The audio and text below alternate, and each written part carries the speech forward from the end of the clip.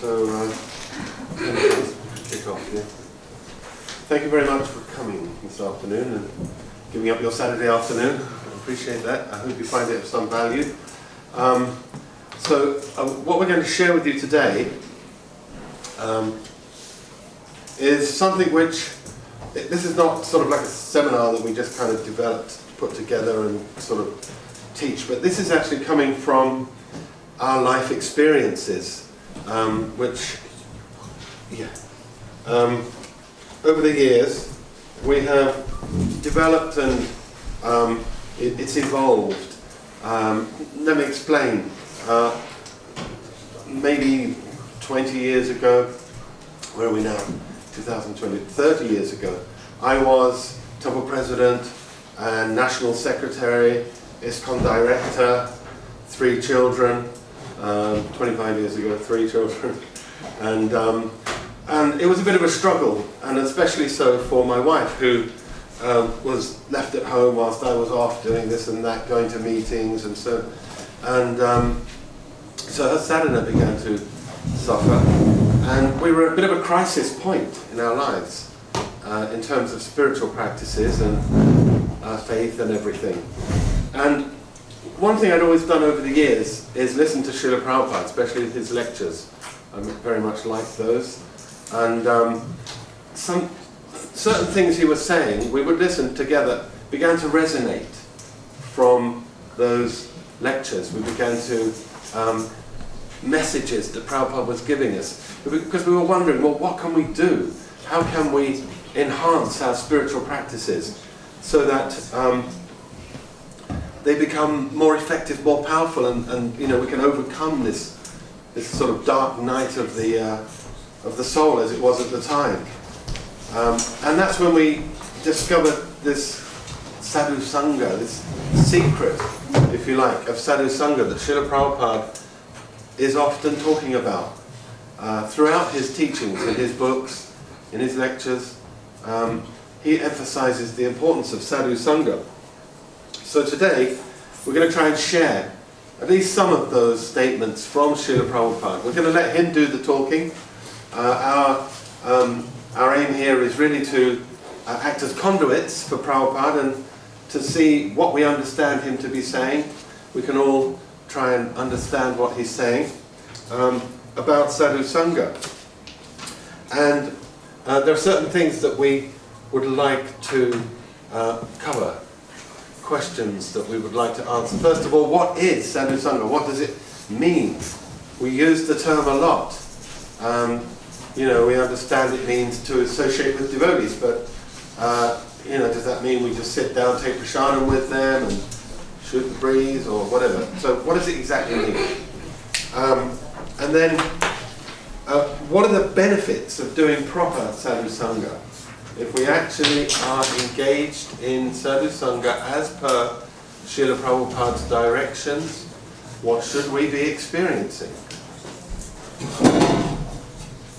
And what are the dangers? What are the problems if we don't do that? What are the pitfalls that we might encounter should we not properly do our Sadhu Sanga as per Prabhupada's directions? And what are the solutions if that is the case? If we're not getting it right, we'll know by the symptoms that Prabhupada's describing. So what can we do about that? So these are 4 things. Now we put them up there, so we'll go through the first half of the seminar.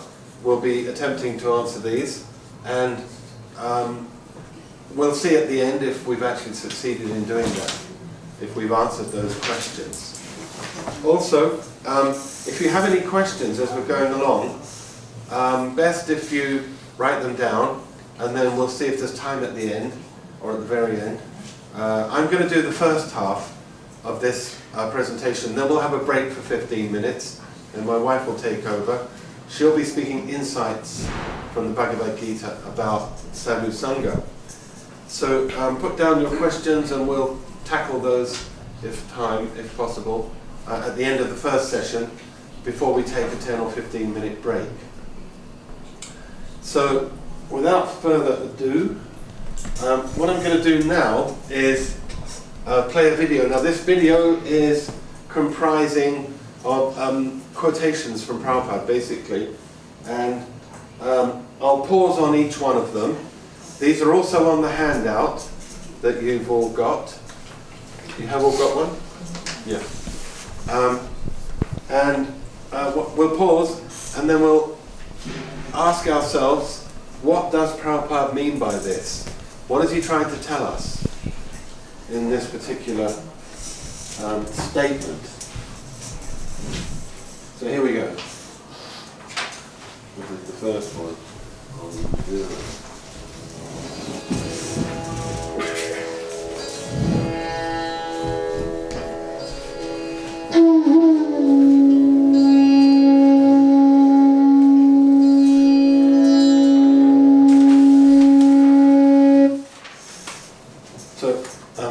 Prabhupada doesn't speak all of these, does he? Just no, you'll see when he comes.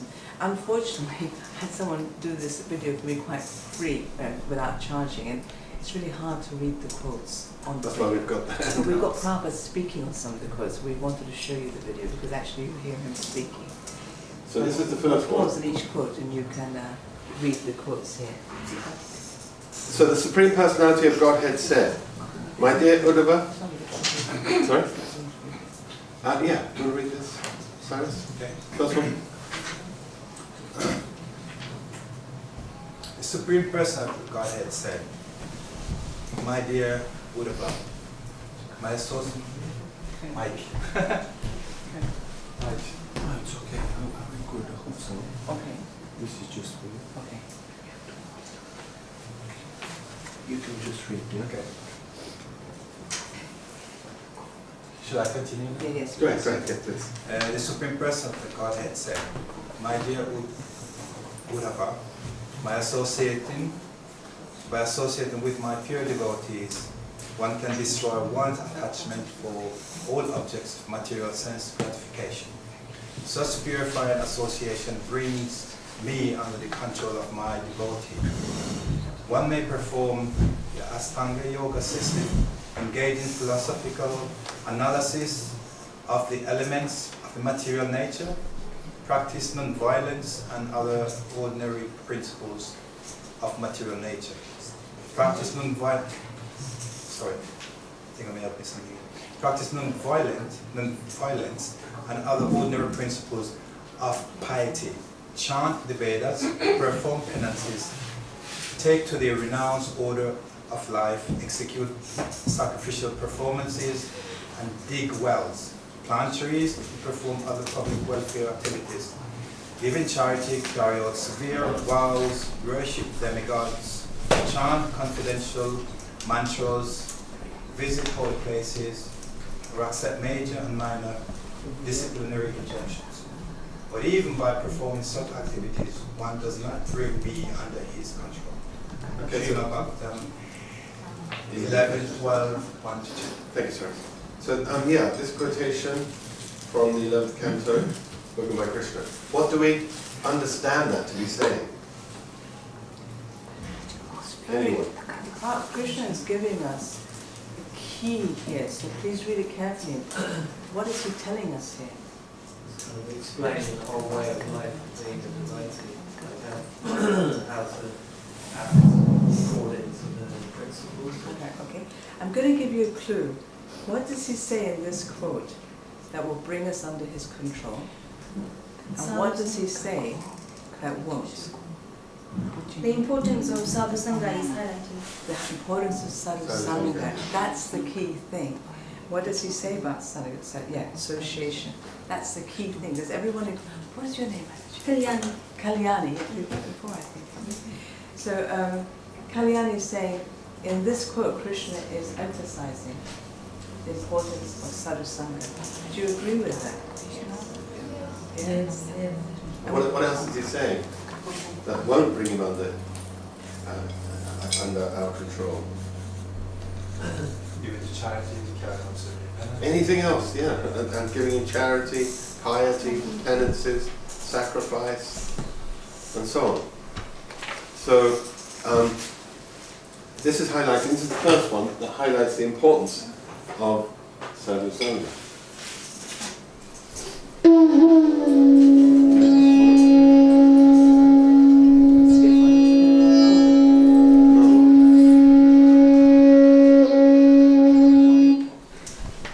So, This is the next one. Prabhu, after what's your name?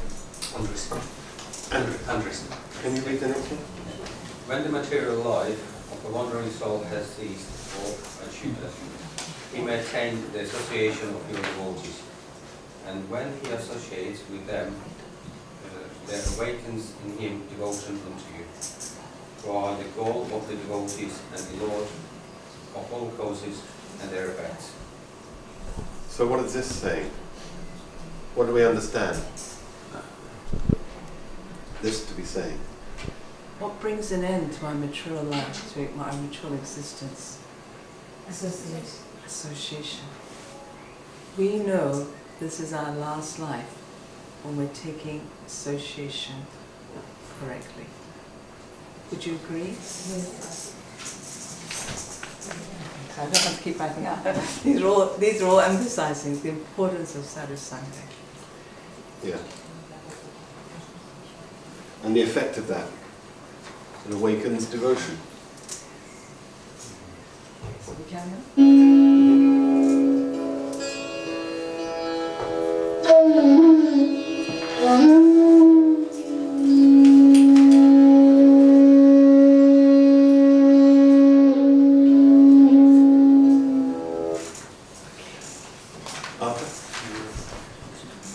In the association of the pure devotees, discussion of the pastimes and activities of the Supreme Personality of Godhead is very pleasing and satisfying to ear and the heart.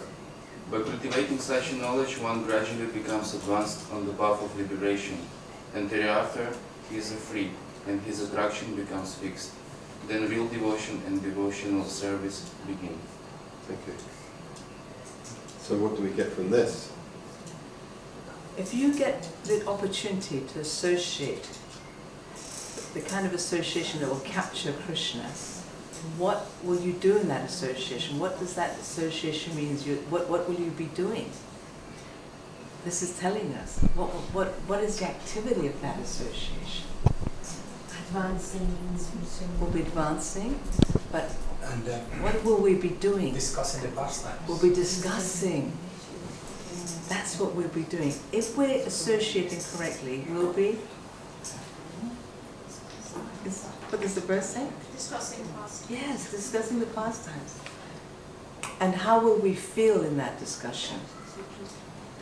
Satisfied. Satisfied. It'll be very pleasing. So this is what we need the Sadhu Sangha to be doing. We need to be discussing Krishna in a way which actually pleases our hearts. Do you agree? By cultivating such knowledge, one gradually becomes advanced. Do you know this verse? Satam Prashangam Mamadiriya Samvido, then Avanti Rikkana Rasayana Katata Joshanam Prashapavakavavani Shraddha, Rati, Bhakti, Anukramishti. So three things come, one after another. Shraddha, your faith increases. Rati, an attraction for Krishna develops. Shraddha, Rati, Bhakti, then Prema awakens. Bhakti means Prema. So Anukramishti, step by step, these things should develop simply by associating with devotees and discussing the pastimes of the Lord. What could be easier than that? So I put it up here. Sadhu Sangha equals discussing in a pleasing way, and it will lead to strong faith, attraction, and prema. We should be feeling that. Does anyone have any other understandings they can see in there that we haven't captured? Just feel free to speak. When we finish each verse, put your hand up if you want to say something about how it strikes you, how it, what it says to you. Go ahead. It's like associating with the body, it's like associating with the Lord. Yes. The same thing. It's Like so associating talking with about the Lord, and when you talk about the Lord and he says his name, you keep his presence, so just associating with him. So associating with devotees is equal to associating with Krishna himself. exactly. And if we're doing it in the right way, that's the important thing. And so when the pastimes of the Lord is being described or discussed in a class, there is a tendency for the hearer, for me anyway, it's actually to bring me into that experience, the pastime. It's so sweet, so pleasing, as if I'm there as well, in it. So it's very magical. So I understand what you're saying when you say that by association and hearing the pastime of the Lord is very, very pleasing. Yes. And that's the tool, isn't it? That's the trick, if you can call it trick. But that gets the devotee's heart churned. Yeah, we enter into the pastimes by hearing them. I mean, I'm not even advanced. I'm not experienced in this. You get that? You get that feeling, yeah. Mataji? Yeah, and we feel that it's another reality, another dimension when we start to talk about this topic. Just time stop. Hallelujah. You just are in this eternity. You don't even worry about the past, the future. You're just in the present with the devotee discussing about Krishna, and you don't want it to stop. That's so true. Yeah. So it says that you become free. I think sometimes it's, especially in this day and age, you can feel quite trapped. Like whether it's worry or anxiety, some kind of problem leaves you feeling, kind of constrained. But here it says that this discussion in the association of devotees, it says it's peaceful, which is, quite. I think a lot of people are looking for freedom in the world, and this is like a whole new approach to freedom, maybe like the real approach. Well, yeah, well spotted. He's freed. So we're freed from anxiety, from material bondage and suffering, like that, by this, yeah. Yeah, so true. Can I have a question? You said discussing in a pleasing way. Is there such thing, discussing in a not pleasing way? Maybe we can. We'll that's come to such that. a good question. That's a good question, At the end yeah. of it, if you still have it, then Yeah. we can. That'll be covered as we go through in the next few weeks, especially. You've got a blank sheet with you that you can write your questions on, and also if you'd like us to stay in touch, your name and contact details. But write your questions down. I've got to mention that. So let's look at another one.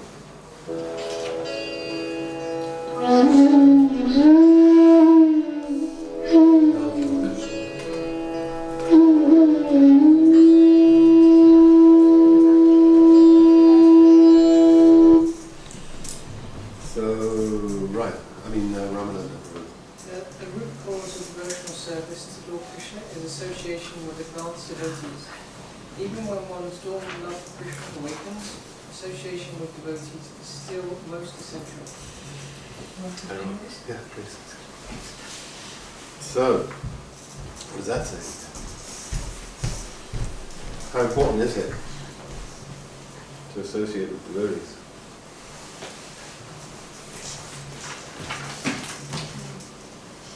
It's important for everybody, whether advanced or not. No matter who you are, yeah. And what else is that saying?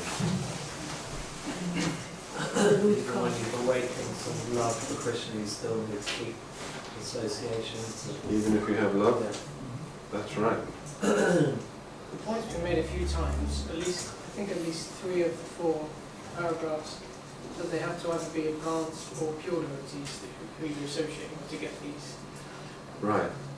So you're picking up the fact that it qualifies devotee, that it has to be advanced or a pure devotee to get the benefit. Okay, yes, we'll talk more about that as we go along. Yes, because by the association with them advanced through devotees, we are develop similar qualities, or we attract from them those devotees these qualities, and we actually realizing or the knowledge revealed to us because of this association. So you're saying by associating with the pure devotees, we pick up their qualities. We develop our same kind of, like they have love of God, so we catch that from them, we pick that up from them. Yeah. Prabhupada once said that, it's like this is it's contagious. It's a disease, but it's a very good disease that you catch from pure devotees. Yeah. Can you define what is a pure devotee? What is a pure devotee? I think we're going to cover that. We're going to cover that. We're It's a gonna really cover good that. question. If we haven't covered Very it, good make question. sure you write it down. It's a big topic, Write but it down. we will definitely discuss that. We write it to make sure we cover it. Yeah. There's a I was just thinking, it says the root cause of devotional service is association, and the verse before says, then devotional service begins. So like without the association of devotees, it seems like our service can't really begin. The root cause of devotional service, yeah, you pick up on that, how there's no, we can't get bhakti without the association, and in the previous verse, the same thing. It says, real devotion and devotional service begin. So we can be doing a lot of work, but if we're not doing the Sadhu Sanga correctly, it's not devotional service, because that's the key to devotional service. That's what I think you're pointing out. Very, very observant. Very nice. Thank you. And your name, is it Sanga? Sonal, Sanga. Okay. Anything else on that? Because we're going to move on to the next point here, Now which we is... actually hear Prabhupada. Oh, we're going to hear him now, right. Hear Prabhupada. How do we know if we're actually doing Sadhu Sanga, if we're actually doing it in the right way, so that these things will happen? Real devotion, devotional service, love of God will all awaken. How do we know? So Prabhupada's going to speak on that.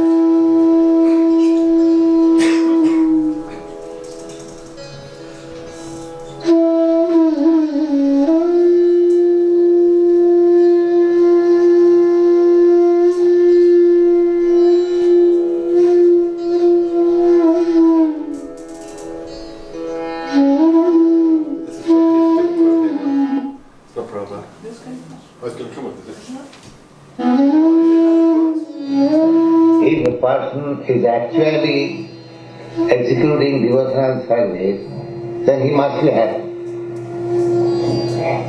If he is not happy, then he is not doing proper. The first thing is this. He might be doing something in the name of devotional service. If he is actually rendering devotional service, then he must be feeling, just like if you are eating actually, then you must feel strength and satisfaction of your hunger. You cannot say, I am eating, but I am not satisfied of my hunger. That is important. If you are actually executing devotional service, you must feel happy. If you don't feel happy, then you are not executing. There is some flaw.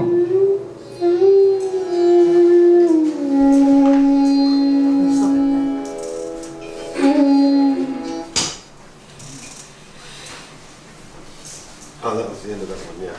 So yeah, what do we get from that? What's the key point here? Happiness. The symptoms. The symptom, yes. Thank you, Prabhupada. Yes, Master. You have to feel joy when you are performing this Krishna consciousness. If you don't, I mean something is wrong. Yes. You're doing something wrong. You're not having the proper way of doing it.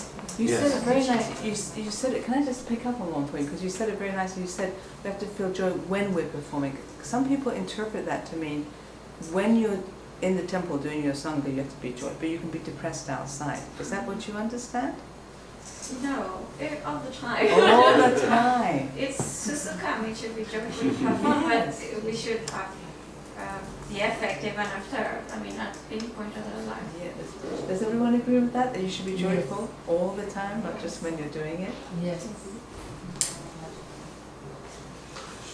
Anything else? It says susukam, that verse in Bhagavad Gita, and it ends with avyayam, which means everlasting, so that's just reinforcing what Chimamanda said about it being all the time. Yes. It's 9-1 or 9-2. Yeah. Raja Vijayarosha, yeah, that's right. Srishukam, full of joy. May I just ask, how many devotees are happy in your experience? It doesn't have to be you you're referring to. Do we experience devotees being depressed? Do we know of devotees being depressed, being unhappy? So we will hear Prabhupada says that we have to rectify. Not to give up devotional service, but rectify. And the key thing we have to rectify is Sadhu Sanga. That is the key. Because if we're doing that right, we conquer Krishna. We capture him. So if we're not happy, we should be thinking, where can I improve my Sadhu Sanga? How can I improve my Sadhu Sanga?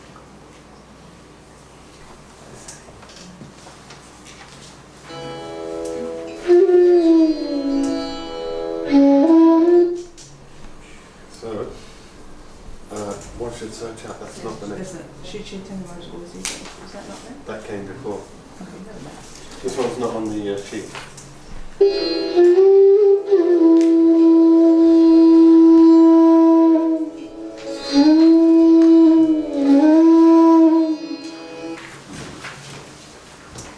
That is coming later.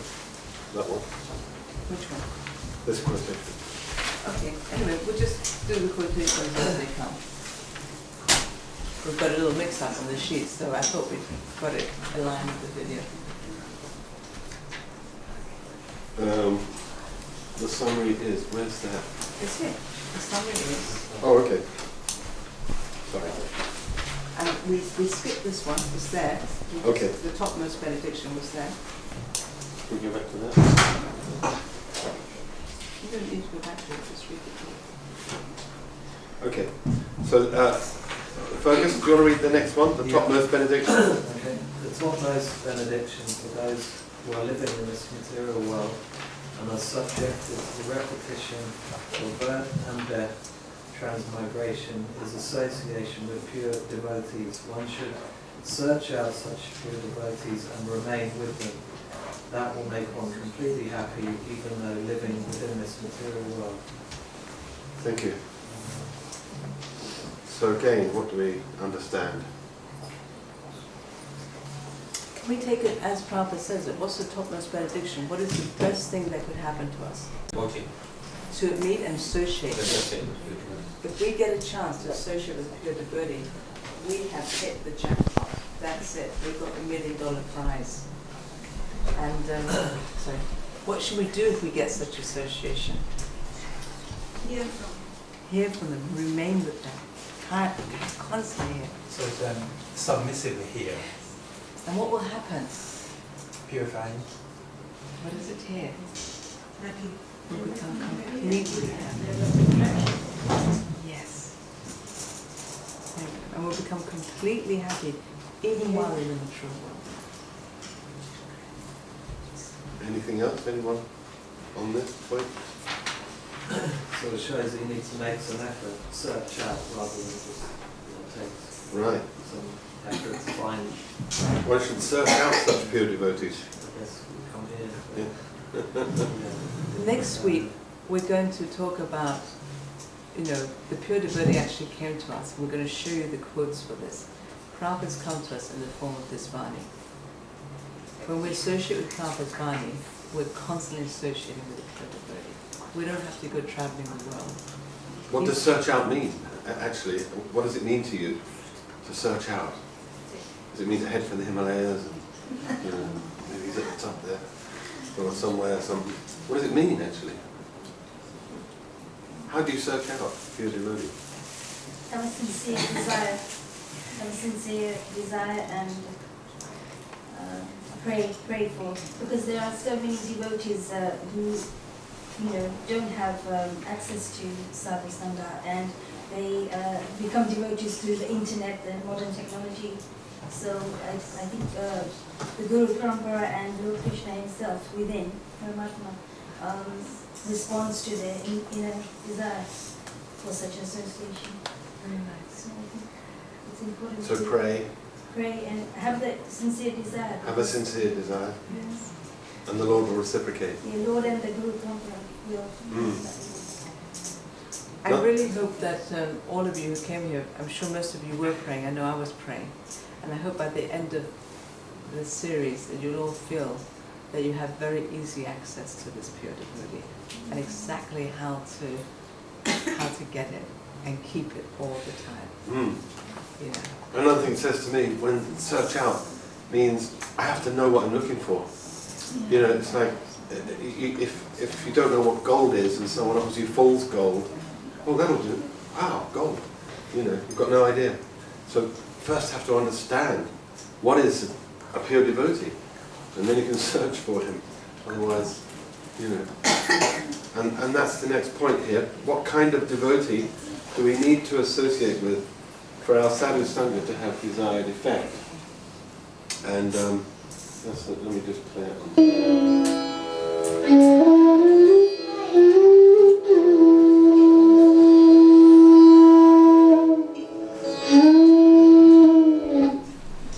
That's from, yeah, that's it here. So, Mataji, what's your name? The summary is that one has to first of all seek association of pure devotees. We not only are learning but are self-realized souls and loyal devotees of Lord Krishna, personality of God. Okay, so what do we get from that?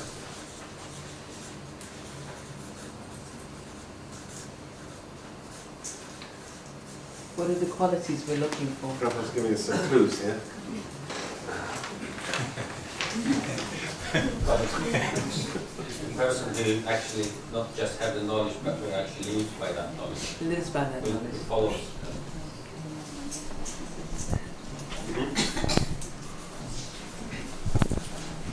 Those who self-realized. Self-realized soul. What does that mean? Realize he's on that platform where he can see everyone equally. Basically, this is the one of the quality of 26 qualities, but the most important of the Vaishnava. And we know that Vaishnava is at the end of material of basically nature. He's on the platform, and that means if the person started to see equally everyone of living entities, he on the first stage of the developing love of God, and is basically not anymore by the influence of the material nature. Very good. Samaksarvation Bhutation. You're thinking of 1854, right? Na sochati na kangchati, mad bhaktim lavate param. So he sees everyone equally, he's unaffected, he doesn't hang or lament, and he's engaged in pure devotion at that point. That's the beginning. That's just the entry level. Anything else? It's reminding me of that conversation between, I think it's Sanatana Goswami and Lord Chaitanya, because it says here, like, they're not only learned in the Vedanta, because Sanatana Goswami says, people call me a scholar, but I don't even know who I am. Right? And it says here that, but they're self-realized souls. So self-realized, to me, in this context, it was reminding me that what is our identity, our real identity, and I think, is it Lord Chaitanya responds like, Jivara Swarapoi, Krishna and Nityadas, like, the identity of the soul is to be an eternal servant of the Lord. So not just to be a scholar, but to be a servant, like an unrealized devotee of Krishna. That's a good point. Yeah, you're saying it isn't just about learning and knowledge, but it's about realization and knowing who you really are, that you are Jivara Swarupahoi Krishna Nityadas, you're the eternal servant of Krishna. So self-realized means I know who I really am, my relationship with Krishna. Because Prabhupada says that in the introduction to the Gita, that to be a devotee means that you have one of these 5 relationships, 5 rasas, and you know it, you know. So that's what we're looking for. Someone who has that knowledge. Could we also say that in relation to being a servant, that this devotee has no other desires but to serve Krishna? And when at that point, then he is a pure devotee. In my eyes, that's how I see it. No other desires. No other desires. Yeah. Exactly. Yeah. May I just pick up on something Suna said? It was very nice, and I think, that it's not just that he has knowledge, but he knows his relationship with Krishna as Krishna's servant. But I just want to add, but he also has knowledge. A pure devotee knows the Vedas. He doesn't speculate. He always cites Shastra. So that's also something we're looking for. We're looking for someone who actually does know the Shastra and speaks always supported by Shastra, not speculation. But he's also self-realized. His only desires to serve Krishna. as you were both saying. So that's also important. Anything else on that? That word alloy, alloy is like when metal is mixed. Yeah. So that analogy we use that a lot. So if you're unalloyed is no mix, it's just clear devotion. Pure devotion. A little bit like what Cyrus was saying, Yeah, but it's got no other, and you're no picking other, up the yeah. very nice. No desire for name, fame, adoration, followers, money, or anything like that. Yeah. Very good point. Anything else? Can I move on? The next question that's coming up, that's being answered, is how can we always have such Sadhu Sanga? Because I think that came up a little earlier. How are we going to find such a person? How are we going to always remain with search him? out and remain with them, yeah. And now Prophet is going to answer that. How are we going to find such a person? And how are we always going to hear from him, remain with him? And we remain, because these days it's, even if we have a spiritual master, it's not always easy, is it, to remain with him at all, you know. So let's see what he says.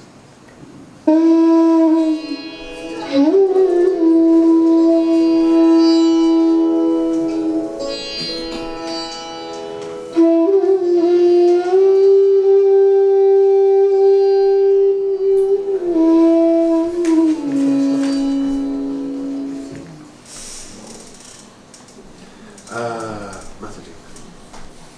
Is it Manimanjari? Have you read yet? She just read, You yeah. read, okay. So it's Annabelle. Annabelle.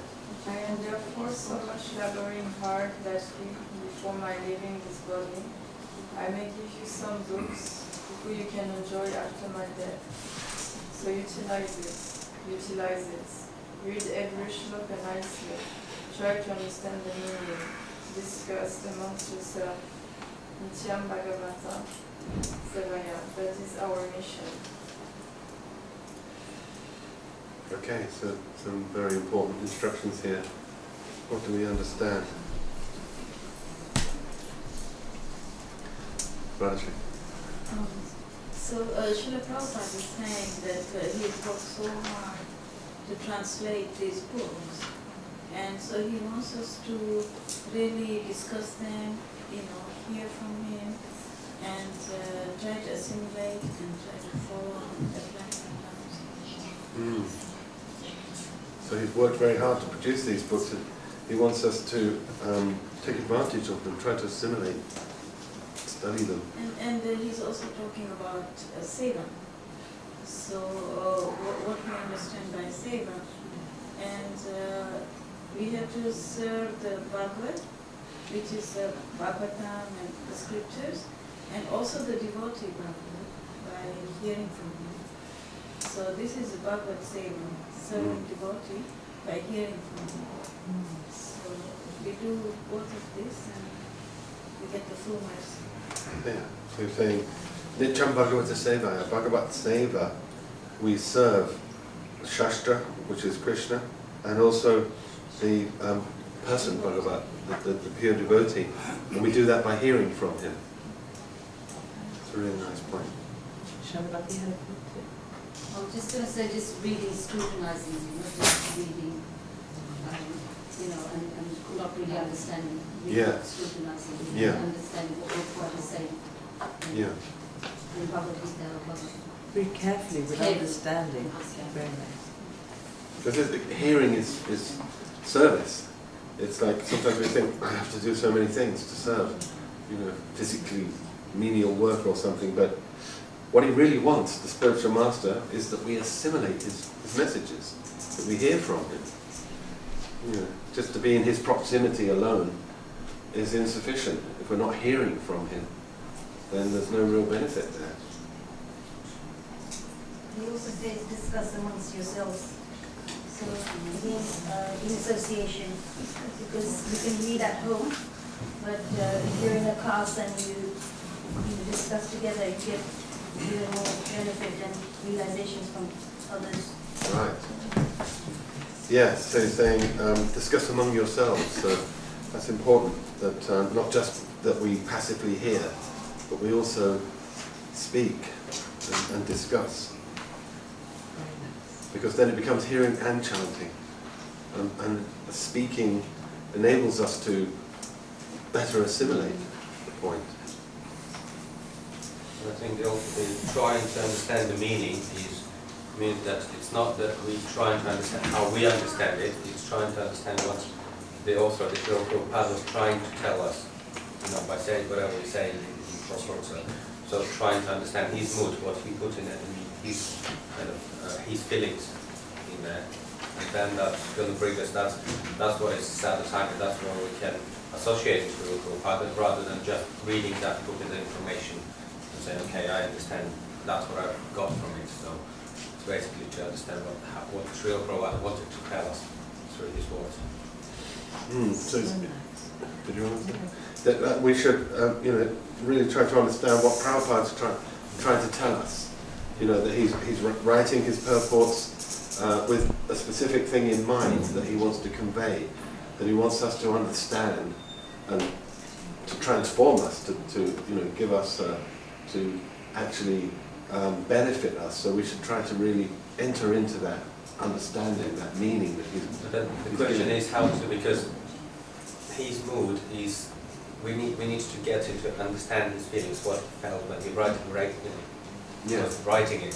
So I think that is the main point, for me personally, is to kind of to get into that mood. And it's like what the mood is there, what he was trying to say. Because for us, being on our platform is difficult, So because the pure devotee is on a different platform. He's liberated. He's not in the material world. So it's difficult for me sometimes.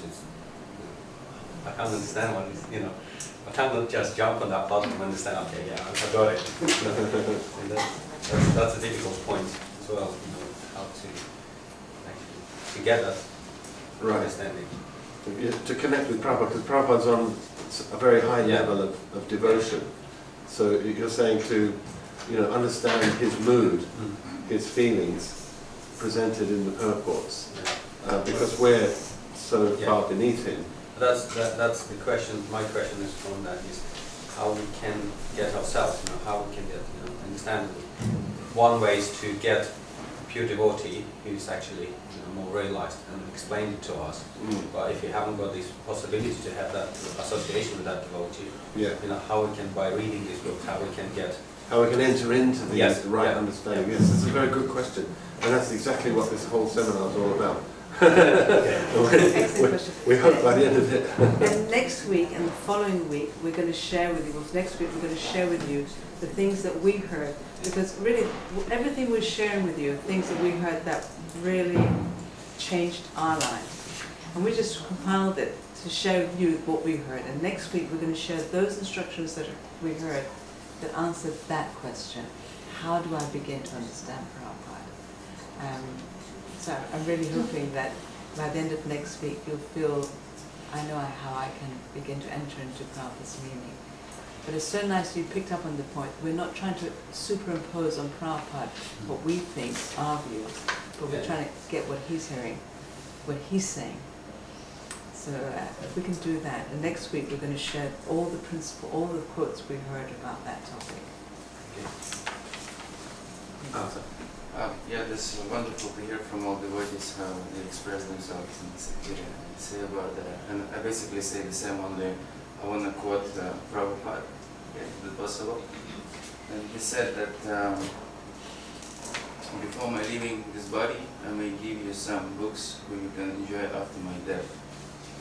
And this Prabhupada, this first said that even I leave this world, and I will be not as in the physical present, does not mean I will be not don't be with you. That's in English. And another point from this sentence, he said that best of me will be in my books. And the third point which I want to say, Prabhupada, which has covered everything, is the rest. That this is from Bhagavad Gita. That if you understand only one word from Bhagavad Gita, your life becomes successful. Yes, very nice. That's really nice, yeah. I would just like to reflect back on what Marty said. Go ahead, I just sort of appreciate you saying that Prabhupada is telling us in this quote that he's not leaving us. he remains with us in his books. He may physically have left, but his association is so applicable to us. And we need only, he tells another quote, just saying, if you understand even one word, just even we can't understand the whole, but if we associate with him and get even one thing he's telling us, it begins to change our lives. So his association is available. I think that was one of your main points. Was that right? Thank Yes. you so much. And he states that in the one purport in Adi Leela 135, that in the absence of the spiritual master, his words of instruction are the pride of the disciple, and that there's actually no difference between the spiritual master and his instructions. They're exactly the same, because they're absolute, you know. So, Vani and Vapu, you know, sometimes we lament, oh, I didn't get Prabhupada's association, I never met him. But we can get it every single day. And we can stay with him, as it's saying here, just by staying with his instructions. You know, as long as we're following those instructions, hearing those instructions, then we're associating with Srila Prabhupada. Should we do the next one on the same point?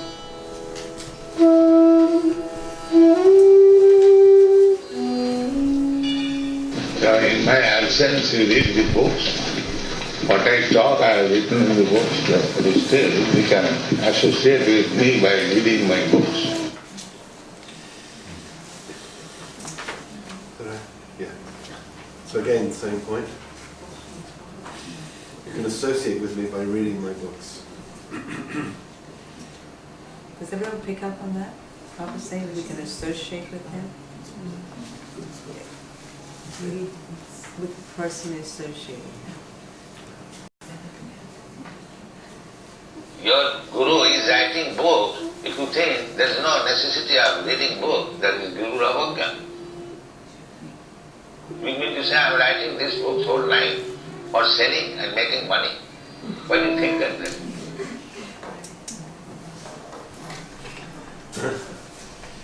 So yeah. There was, I heard recently that Prabhupada, this same point, I was listening to one of the following Srila Prabhupada DVDs, and you know, one devotee was reporting to Prabhupada how they were selling so many books. And Prabhupada said, so are you reading the books? Do you understand the books? And the devotee said, well, Prabhupada, we're very busy, we don't have so much time for reading the books. And then Prabhupada said, then everything is a waste of time. Words to that effect. It's all a waste of time. You know, if you're not, first of all, Shravanam, and then Kirtanam. Distribution is Kirtanam, that's very good. We want to do that, we must do that. But first we have to Shravanam ourselves, here, assimilate. You know, drowning man can't save other drowning men. This is the point. And sometimes people say, just chanting is enough. But if you chant and you don't hear, study Prabhupada's books, it's Guru Avagya, it is offensive chanting. We cannot make advancement with Nama Parat. Only when we're chanting and scrutinizing, we're trying to hear, just trying, then our chanting begins to become Nama Bas and gradually Shuddhanam. So without trying to associate with Prabhupada's books, we're doing Guru Avagya. Our Param Guru. This is the key thing he came to give us. He often said, even if the institution fails, the poison books will be there. It's these books, and the whole institution is meant to facilitate us associating with these books, not just distributing them, but associating with them. What's the point of distributing them when we're depressed? We tell people, come and be depressed like me. We're meant to become happy. When we've solved the problems of our lives, you know, and to the extent that we're making time to solve the problems of our life, then give it to others. But don't shortchange ourselves. Do you guys? Just on that point, I've tried chanting myself, not reading. I've done this. And whenever I do, I feel anxiety. I don't know where it comes from. But when I return to reading, my anxiety is dispelled immediately. So there is something to it. Yeah.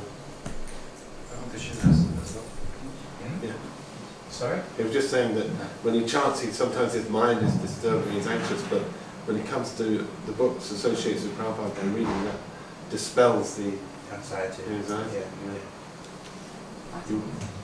Yeah, I can share as well, just when we're studying together the Srila Prabhupada books and scrutinizing Krishna Dharma and Prabhu, then the rest will know my days for the next week. This is so sharp, and I'm so conscious of everything, of my association with people, with the devotees, and about myself, how I'm behaving, what I'm doing. And every time I'm waiting for this moment when I'm going to be again in class that I can discuss and get the most benefits from the Srila Prabhupada books. Yeah, that's true. It's true. Anything else? The next point is, what if I am depressed? I'm not happy. I'm hearing. I go to class, I read a bit, but doesn't seem to be working. I'm still feeling anxious. I'm still feeling not very happy, a bit depressed, and struggling in my life. So, what does Prabhupada say about that?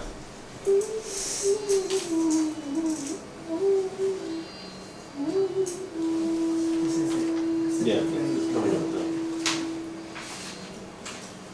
Someone like to, where are we up to the message? Safeguard hearing is not hard. One must rely the text with proper attention. The secret of knowing Bhagavatam is mentioned here. No one can give rapt attention who is not pure in mind. No one can be pure in mind who is not pure in action. No one can be pure in action who is not pure in eating, sleeping, fearing, and mating. But somehow or other, if someone hears with rapt attention from the right person at the very beginning, one can assuredly see Lord Sri Krishna in person in the pages of Bhagavatam. Srimad Bhagavatam 1:4. Thank you. So, there's a lot there. What do you get from there? The secret. What's the secret? Rapt attention. Ramananda? So we have to be pure in eating, sleeping, hearing, and mating.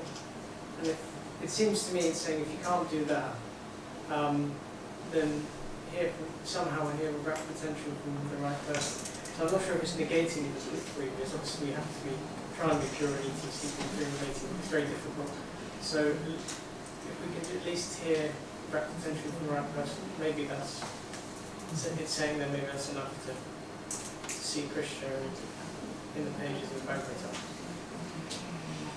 So you say the hearing from the right person negates the need for being pure in behavior and action, eating, everything else. I think I guess I'm saying it allows us to maybe more easily do those things. To try and do them on their own without hearing from the right person, it sounds like it's very difficult. I just think it may make it easier to do the other Yeah. things. That's the key.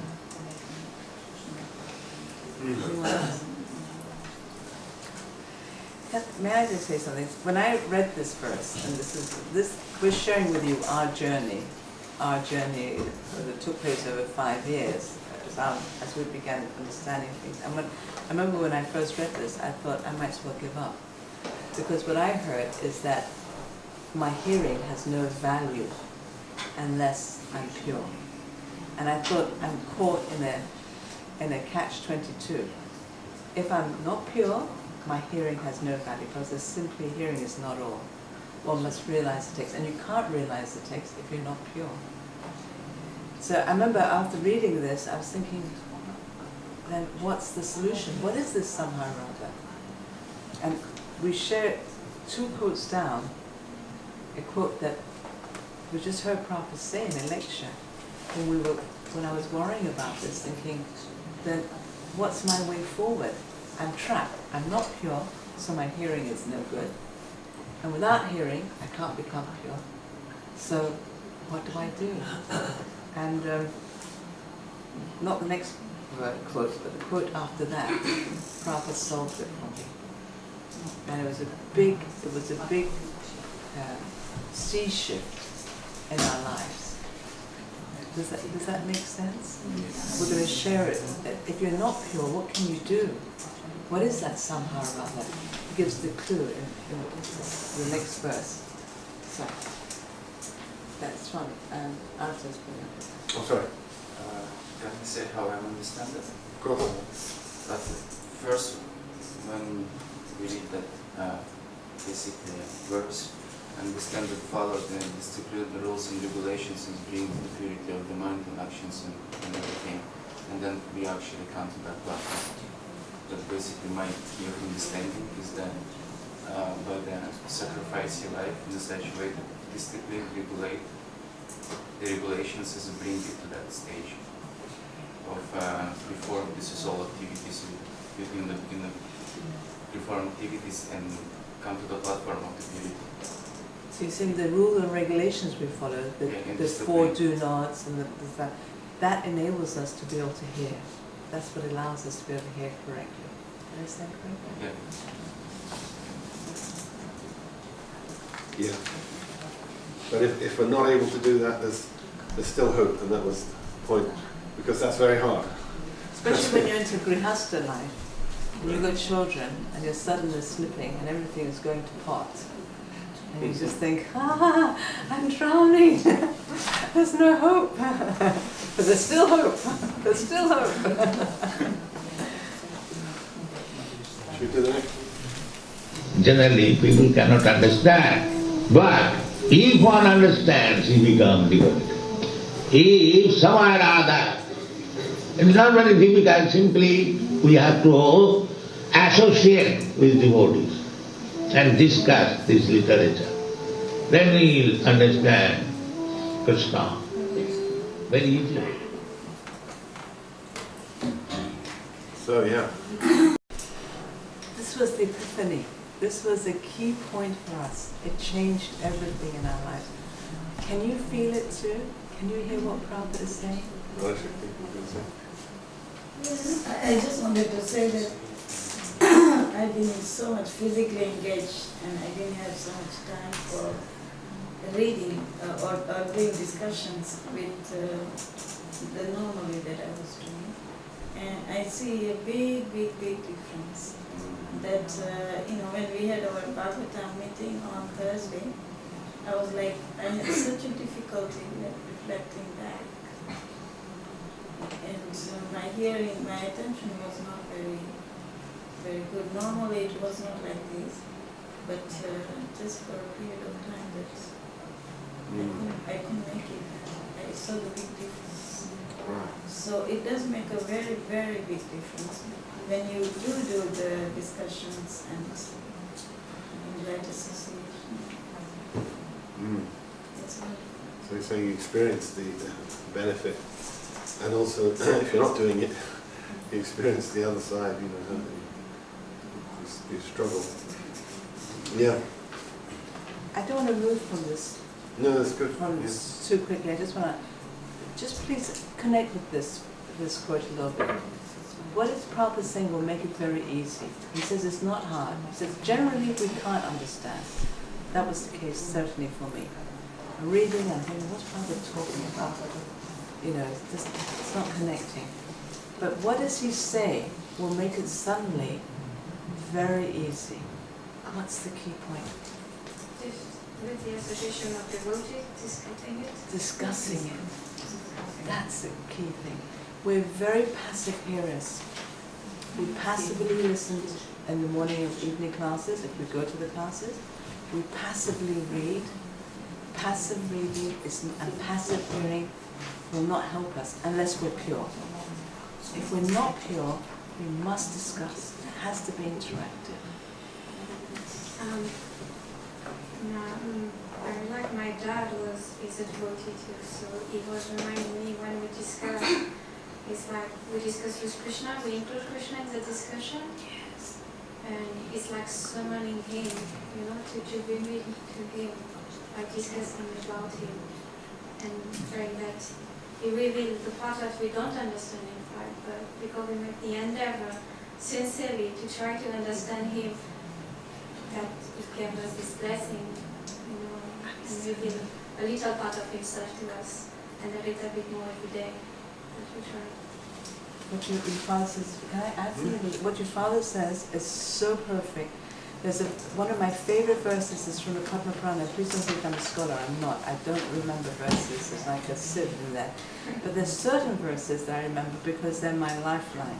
And this is one of them. And if you know it, please recite it with me.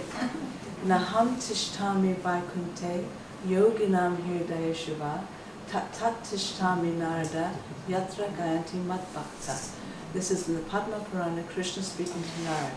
And he says, Narad, I'm not in Vaikuntha, nor am I in the hearts of the yogis. I am where my devotees are discussing my glories.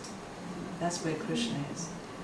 And in 10.10, he tells us, to those devotees, the ones described in 10.9 of Bhagavad Gita, do you know 10.9? Machita, please say it with me if you know. Machita matgata, bodhayantascha parasparam, katantascha mam nityam, tushanticha ramanticha. The thoughts of my pure devotees always dwell in me. And what are they doing physically? They're always discussing, and they're taking delight by discussing about me and enlightening one another about me. And in 10.10 it says, to those devotees, just like your dad says, to those devotees, I within their heart will guide them how to come to me. We're discussing, Krishna personally comes, and he will personally help us. That's what I take from those verses. They're my lifeline. I'm putting all my eggs in that basket. Sorry. I just thinking also that's my favourite verse in the Bhagavad Gita as well, 10.9, and also I think it's 18:68 and 69 where Krishna says, whoever shares this knowledge, like with the devotees who really do want to understand this, there's no one more dear to me than that person, nor will there ever be. So just like makes Krishna so happy. Like we talk about giving pleasure to Krishna, so he's happy when we come together like we are now, and we are discussing interactively, like you said, not just being passive and not just listening to one person, but everyone's kind of giving their own kind of reflection on what we're talking about. Yeah, and that verse he says, to my devotees, who shares, his Prikuttama, he's the dearest one. So sometimes we may think, well, I'm not doing any preaching, I've got to do some preaching, but preaching means to repeat the messages of Krishna consciousness to another person. And we can do that in our own family circle, with our husbands and our wives, and children, friends, anyone, other devotees. It's all preaching. It's kirtan. I was just thinking on this point you're saying, Krishna, now with that Srila Prabhupada would say boil the milk. Like this devotee Chaitanya Leela that set up a blog called Boil the Milk, and she's writing so deeply that unless you sort of, are trying to progress in your devotional life, you may not get it, but that this family feeling that, sometimes we think like, oh, we're going to share this and we just focus on distributing books and all these things, but what about ourselves? Like, are we nourished? Are we nourishing each other? Are our relationships, it seems like we can neglect ourselves and our relationships with other devotees and let other things get in the way of that it's a prime necessity, it is a priority, and do we treat it like a priority? I agree with Radha Shakti Mataji. I definitely experience a difference when I don't. I recently started reading Srimad Bhagavatam with a friend once a week, really deeply, just how we're doing so nicely here, and it just made such a huge difference. I was just speaking to her yesterday, and she said, this is made such a big difference in my life, and I was also saying, I know, me too. And we've made that commitment every week, and it's just so transformational. It just, it sets the tone for the whole week, or you can bring whatever else you're going through in your life, and when you discuss with a devotee, they're going to remind you how to see it through the eyes of Srila Prabhupada's books. Normal people don't do that.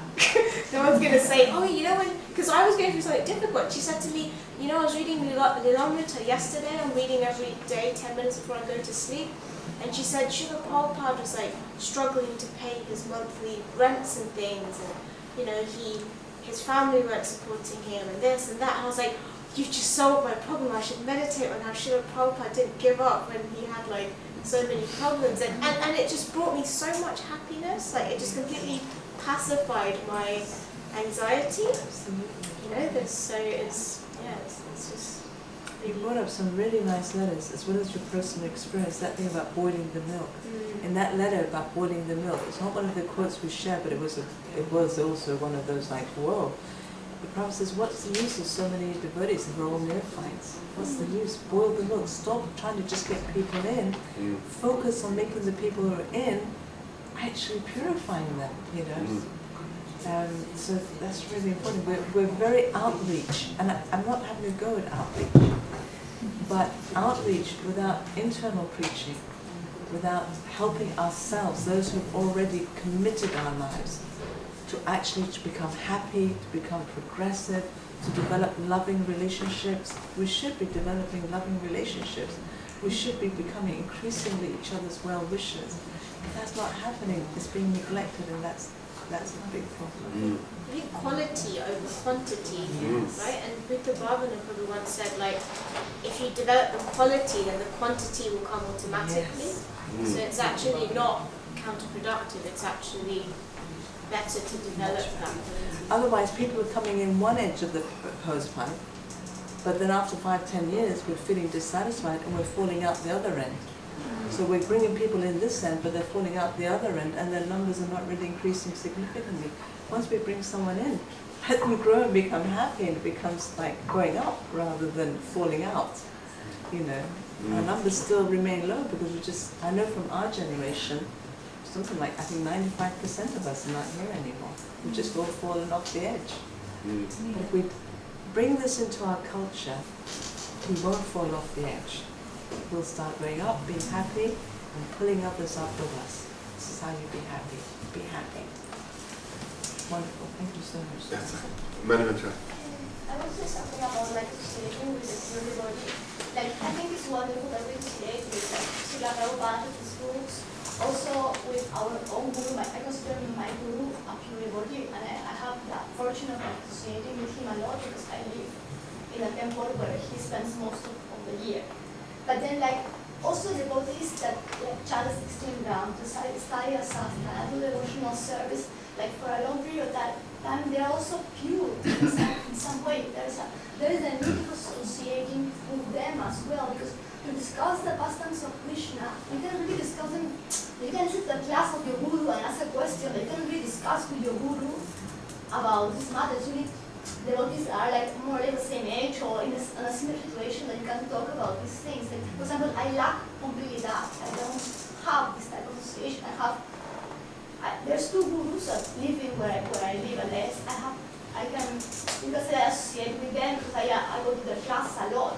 But then I don't have other people that are my age or in a similar situation to talk about the pastimes of the Lord. So it's like, yeah, I also consider that people, the temple people that stay in the temple, or even the husbands that do regular service in the temple, also pure. They are also in some way pure devotees because they are in the platform of devotional service and they are following the regulative principles. They are studying the sastra, so I think they are also pure. Maybe not the same kind of purity of my guru, like I think he's a self-realized soul, but they are also pure, and it's with them that like you really can talk about the Lord. So there's like two types of association: the one that you can do with your guru, and the one that you can do with the devotees that are in the same platform as you are. Yeah, you're saying that we can associate. There's different kinds of pure devotees. Exactly. Yeah, and we will talk about that, isn't it? It comes up the green mango, the ripe mango. Prabhupada talks about. He gives an example. But both mangoes, but they're different levels. But yeah, pure devotee begins at the stage of pure in his knowing the sadhya and the sadhana, engaged properly in the sadhana and aiming for the proper sadhya, the goal, which is pure love of God. Mani Manjari, what we're hoping to do is after the whole series, because we have to learn how, by the end of today, I think you're raising a point, how do we close the gap, how we associate with each other. We lack nice association with each other. So you're saying you feel that lack. So please keep that in mind, because by the end of today, we'd like to give a clue how we can go forward. and create that kind of Sangha with each other. Is that okay? So don't lose what you've just said. Keep it. And if by the end of today we don't give any clue which direction we're going in, is that okay? I just want to make sure we also stick. Yeah, just last point. Okay, this quote that you read before, generally people can understand why discussion we can understand. It's also one answer to a question we had previously, that how we can understand Prabhupada. And here, gives the answer that if we, among ourselves, if we discuss, this makes Krishna happy, and then Super Soul, helps us to understand. Thank you. Should reflect into your question. Yeah. Well, I think I'll just quickly respond to it, because I think it's really sort of important message in here is that there is obviously in the process, as people come into the society, because for most of the people it's difficult, it's like it's a different culture, different understanding, different philosophy, it's completely different, and how you can be happy, there is no taste of happiness in something. Okay, how people are getting things naturally, they're getting happiness from wherever they've experienced happiness, or it's not real happiness, but it's still some kind. So it's difficult for people to get that, and then it's a really hard move to get, okay, I'm not satisfied and I have to work hard, to get that satisfaction. And then all these tendencies and, regulative principles and, Ashtanga yoga and all this, to purifying your senses, to purifying your mind and everything, it's really hard, to do that. And some people trying to go this way, but the message in here, what I can say from me is that, okay, you can go a different way. There is another way which, if you at least have the right association, if you really, sort of try to understand the message, then actually it's going to work. Everything else you will understand. And I think it's my personal experience is that I've been open for that message, and then at some point I was like, I have to do it. All these benefits, it's not actually becoming a hard work. It's actually becoming really, enjoyable thing, and it brings you happiness. It's like, I'm not suffering doing that, I'm actually enjoying doing that. So it's actually vice versa, and it's like, really important thing I think. Thank you. Yes, very good point. I'm still conscious of the time. Yeah, let's move on. We've got 2 halves. Be engaged always in reading Srimad Bhagavatam, discussing amongst yourself, then you make progress.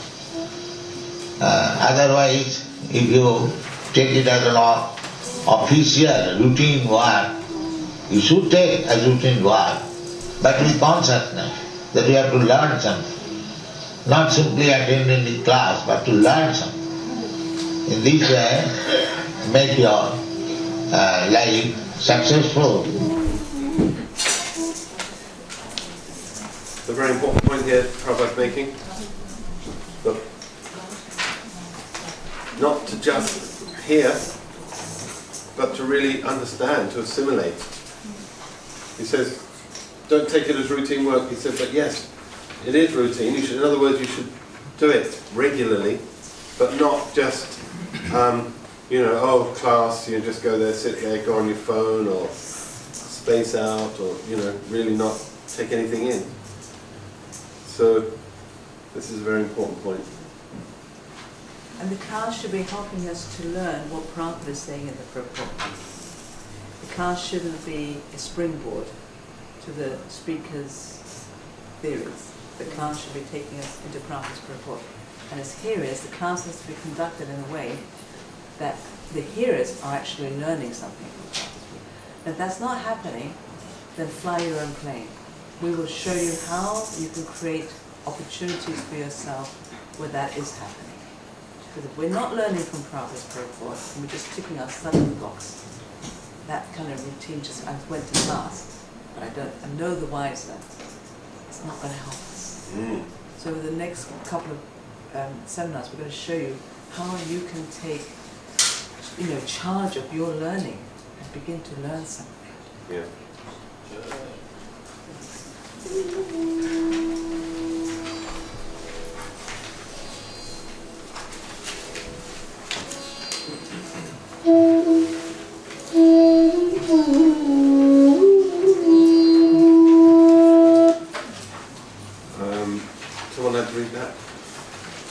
passages. Do you read? This is As the Devotee Hears More, top of page 4. As a devotee is more and more about the Supreme Lord, he becomes enlightened. The seeing process is recommended in the Sanga Practice.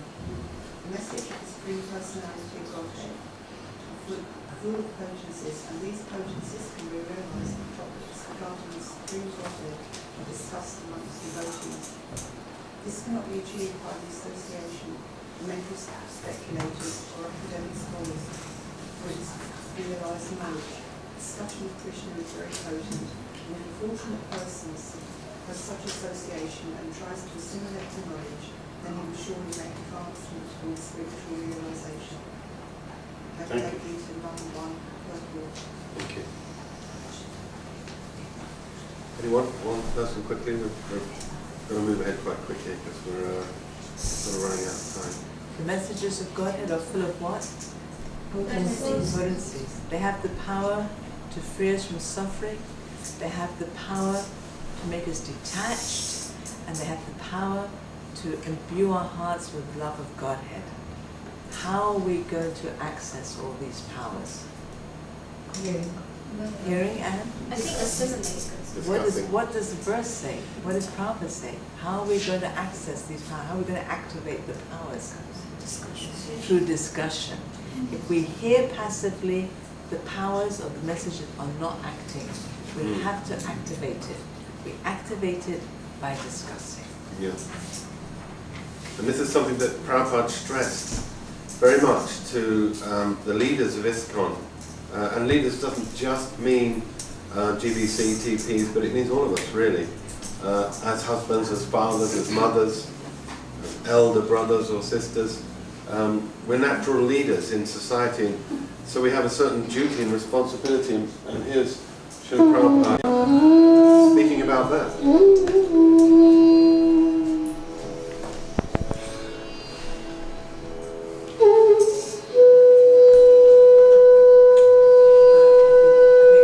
It's not in sync with our quotes.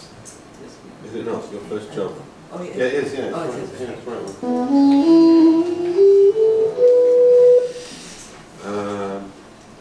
Someone like to read that, the next person? Your first job should be to make sure that every one of the devotees in your zone of management is reading regularly our literatures and discussing the subject matter seriously from different angles of seeing, and that they are somehow or other absorbing the knowledge of Krishna consciousness philosophy. If they are fully educated in our philosophy, and if they can get all of the knowledge and study it from every viewpoint, then very easily they will perform tapasya or renunciation, and that will be their advancement in Krishna consciousness. So, train the devotees first. Don't be too concerned for the time being with non-devotees. Now we must fix up what devotees we have got in the knowledge of Krishna consciousness. Then we will succeed. What good are many devotees if none of them are knowledgeable? That's your concern. Thank you. So yeah, what do you see there? Boiling the Boiling the milk. milk. Yeah. You're stressing it.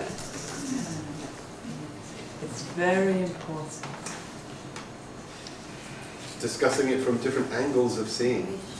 This is another thing we'll cover, that, you know, it isn't necessarily one way only. I may have one light, one perspective on understanding, someone may have a different one.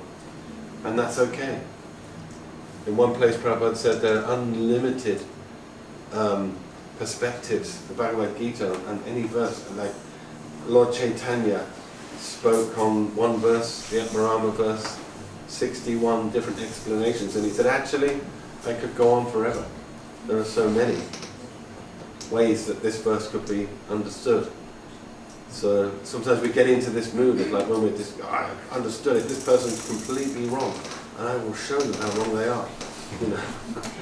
But that's, you know, we try to, we'll come to this, you know, how to deal with that when we have different understandings, different perspectives on the Shastra.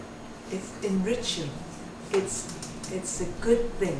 It's not a negative thing. We don't have to fight every time we have a different perspective. We don't have to create splinters. It's actually an enrichment when we see things from different angles of vision. There's another one about on the same point.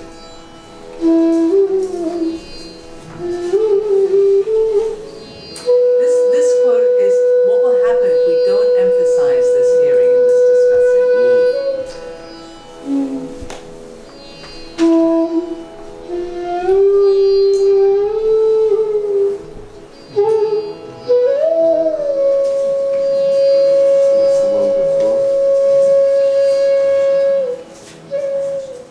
Why they are going? They are busy in some other work. Ugra karma. Without hearing, what will do? Nonsense. Savanam Kirtanam, this is our main business. Savanam. If you don't hear, what will you do? You will do simply sense-gratifying. That's all. So this is difficulty. That we are not very much interested in hearing. And that is the main business. Our bhakti begins, Savanam Kirtanam Vishnu. We have to hear and you have to speak. But if you are not interested in hearing speech, then it will be the same Thakurvadi. Simply formula, that's all. And gradually it will be stopped. Unless there is life of Savanam Kirtanam, these big building temples will become burden. Satsanga means assembly, discussion, Buddha. Okay. So the context of this was that Srila Prabhupada was giving a class and people were leaving while he was speaking and then he... service. 2 ladies left to get flowers or something for the deities. Yeah. It's not that they went for some mundane thing, they went for service. Yeah. And then Prabhupada made this comment. What's he saying? If we just work hard, we do, a lot of book distribution, a lot of deity worship, a lot of cooking, a lot of whatever service, physical service, but we don't do hearing and discussing, what's going to happen to us and to our movement? What's that, Annabelle? Go down. I'll go down. Huh? It'll become a burden. What's our main point? What's the main thing we should be doing? And everything should grow from it. Hearing and hearing. It says hear and speak. Hear and speak, not just passive. Excuse me, can I ask what this means to put a body? We don't know. It's like, I think we'll need a Bengali speaker. Is there any Bengali speaker? Do you speak Bengali?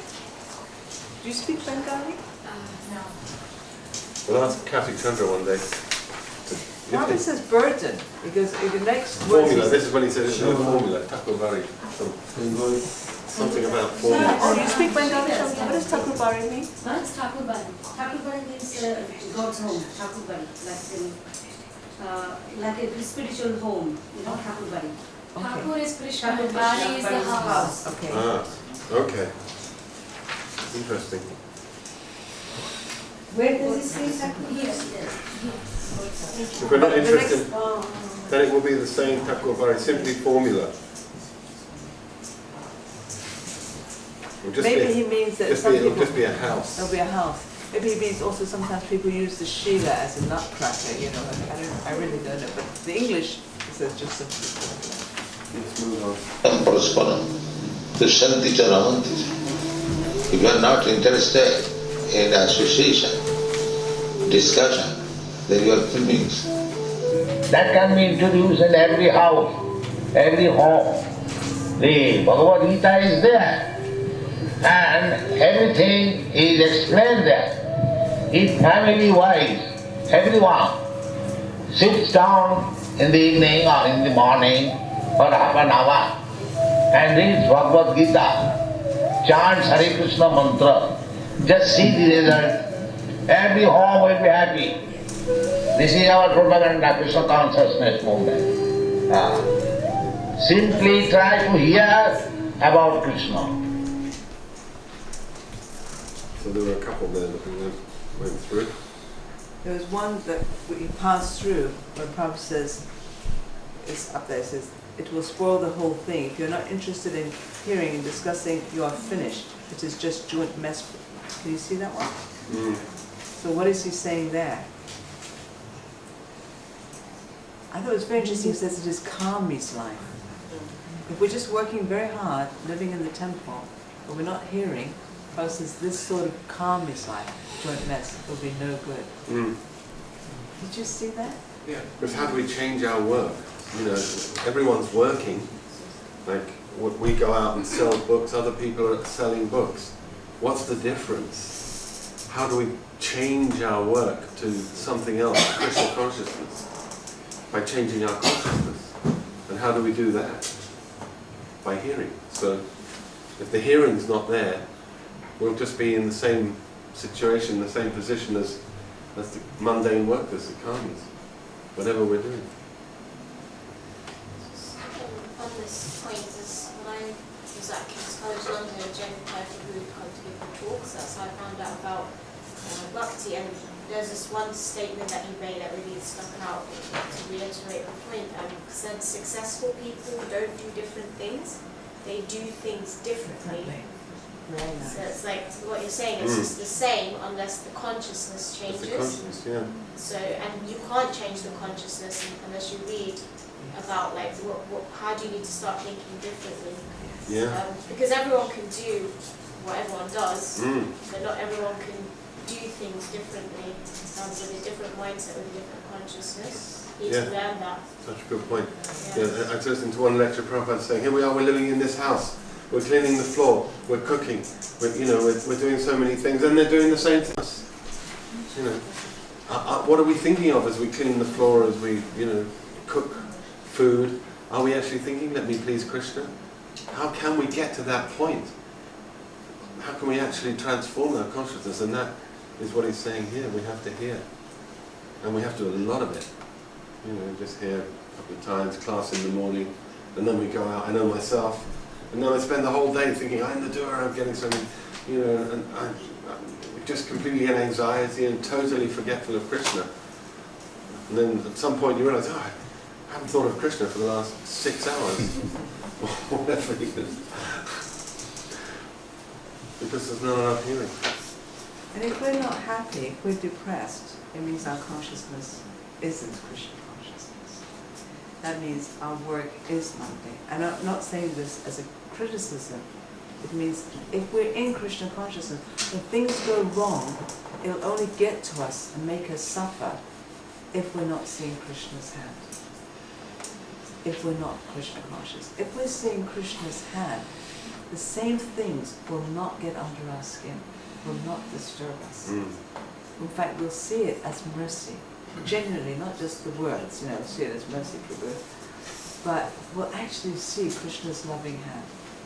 So if we want to be happy, we have to hear. Otherwise, we're in the same anxiety as everyone else, the same hankering, the same lamenting, the same worrying about where will I eat, where will I sleep, where will I get friends. But if we become Krishna conscious by hearing, our work changes. Should just a couple more.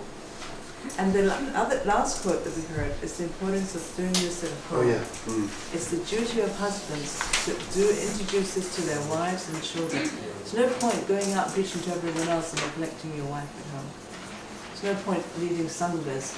You're going out preaching to this group and you're preaching to that group. I'm not going to go to anymore. But you're neglecting doing discussion with your wife and children at home. So Prabhupada says, this is our mission. Do it at home. Charity begins at home. Pardon? Charity begins at home. Charity at home, A wife's husband is her pati guru, and he's not functioning as pati guru. She will become a weak link in that family because she's not getting the care she needs, the spiritual care. And if the wife's not Krishna conscious, it's unlikely the children will remain Krishna conscious. So charity starts at home. The husband must help his wife. Yeah, Prabhupada says in the purport of the Amara Adhyaya Guru verse in the Chaitanya Charitamrita, Adi Leela, I forget the exact number, that this, he's speaking to this person, the Kurma Brahmin, who wanted to come with him, and he said to him, just stay at your home and preach to your family and preach to your friends, and you know. And then Prabhupada writes in that purport, this is the sublime mission of the Krishna consciousness movement. We're just trying to get people to do that in their own home. You know, simply, that's our success. If you can do that, and you know, just even 2 or 3 other people maybe you can influence with Krishna consciousness, and that's it. That's success. But at least your own family members. Try your best. So there's one last point we want to cover. If currently our Sadhu Sangha is not giving us the desired result, what should be done? So, there's a couple of points. It's no talking, it's just the thoughts on the screen. Yeah. So these are the kinds of objections we hear. We don't know Shastra, the person speculates. How do I know if what they're saying is correct?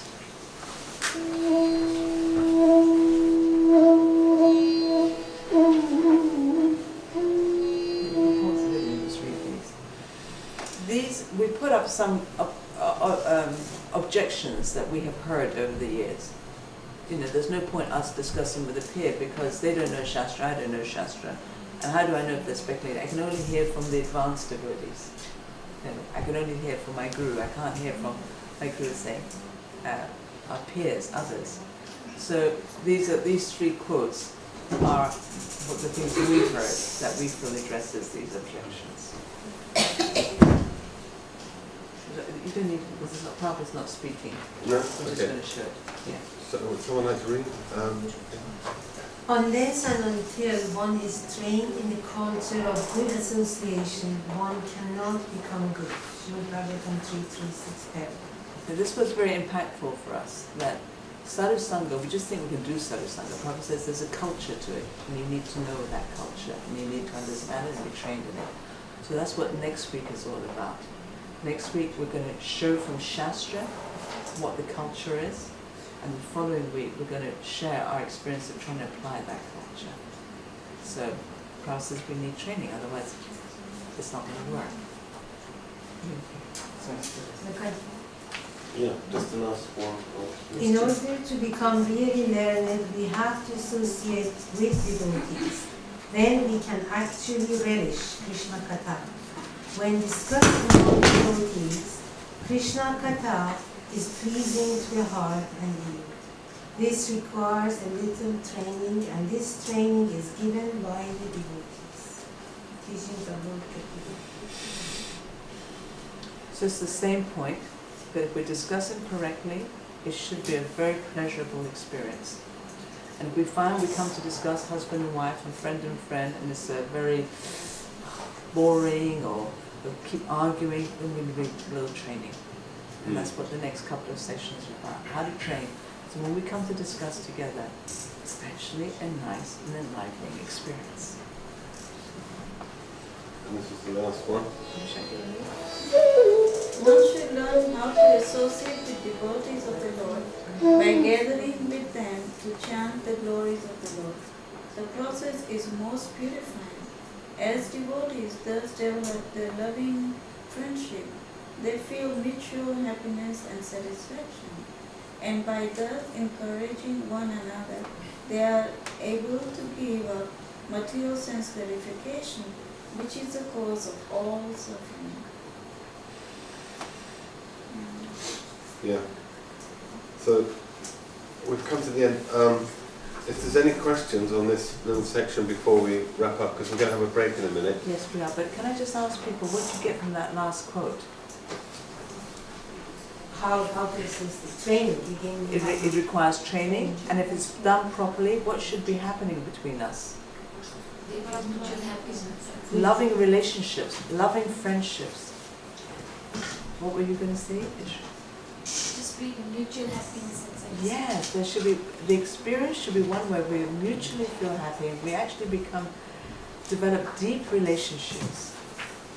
the point about encouraging one another as well. Yes. Because the material world is a pretty harsh place. Yes. And I think encouragement is something which is, lacking. People criticize other people, we criticize ourselves, can be hard on ourselves. So to have, people in your life that encourage you it's like, oh, that's nice. That's something different for a change. Yes. So I think should be a massive part of the training. It is a massive part of the training. You're absolutely right, because most times we're very quick to tell someone when they've done something which isn't right, or but we don't tell them. We don't tell each other enough how much the person's done something right. And it's a massive part of the training of the next couple of weeks about how to change how we deal with each other in a discussion, where the focus is on giving each other courage. So it will be a massive part of it. Thank you. And also give up material sense gratification. Yes. When you're getting the higher taste. Get the higher taste. You get the higher taste. Which is the only way you can give it up. Cause of all suffering. So, are there any last sort of questions that came up in the course of any of this? Because we're going to stop now. We'll stop for 15 minutes and I'll start at 4 o'clock, the second half. There's some more insights from the Bhagavad Gita about this. So please do come back at 4 o'clock, and thank you so much. As well as the handout, you've got a blank sheet of paper. The blank sheet of paper is if you want us to stay in touch with you, please write your name clearly, your contact details, your phone number and your email, and any comments you have about the seminar, either you can write now or towards the end, and please give it back to us. And we'll be able to stay in touch with you, try to follow this through, follow it up. Thank you. See you at 4 o'clock.